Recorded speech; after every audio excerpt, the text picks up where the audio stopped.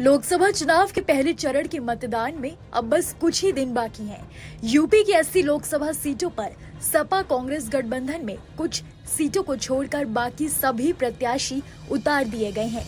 Bharatiya Janata party की नेता और मुलायम परिवार की बहू अपर्णा यादव ने अपनी जेठानी और मैनपुरी से सांसद डिंपल यादव के खिलाफ चुनाव लड़ने के सवाल पर सारी तस्वीरें साफ कर दी हैं।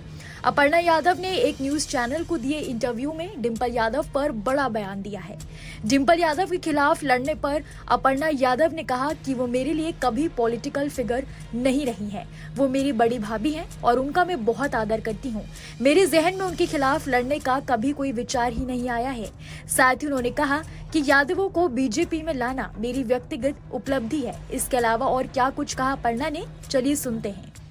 जहां तक प्रियंका गांधी और कांग्रेस पार्टी का सवाल है, कांग्रेस पार्टी का उत्तर प्रदेश में और पूरे भारतवर्ष में एक तरह से समाप्त हो चुकी है यह पार्टी। इस पार्टी की जन विरोधी और जो मुझे लगता है कि भ्रमित करने वाली जो बातें हैं वो सबको पता चल चुकी है। और जिस प्रकार के इनके मैं समझती हूँ कि भाषणों में महिलाओं के प्रति इनके लीडर्स की जो बातें देखने में आई हैं, सुनने में आई हैं, इससे सबके जो थोड़ा भी मुझे लगता है कि पढ़ा लिखा व्यक्ति है और जो थोड़ी भी संवेदना रखता है, और मैं समझती हूँ हमारे भारत में अब नवरात्र शुरू हो गया है, सभी महिला शक्ति और शक्ति की उपासना करने में जुटे हुए हैं।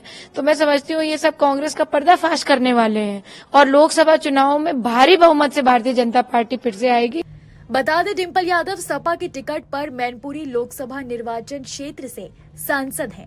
बीते दिनों मैनपुरी से अपर्णा यादव को भाजपा उम्मीदवार बनाए जाने की चर्चाओं पर डिंपल यादव ने कहा कि मुझे इस बात की जानकारी नहीं है, मैं क्षेत्र में हूं। मैं समझती हूं कि समाजवादी पार्टी बहुत मजबूती के साथ चुनाव लड़ रही है, लोगों का सहयोग प्यार मिल रहा है। बीते महीने अपर्णा ने सीएम योगी आदित्यनाथ और बीजेपी नेता सुनील बंसल से मुलाकात की थी।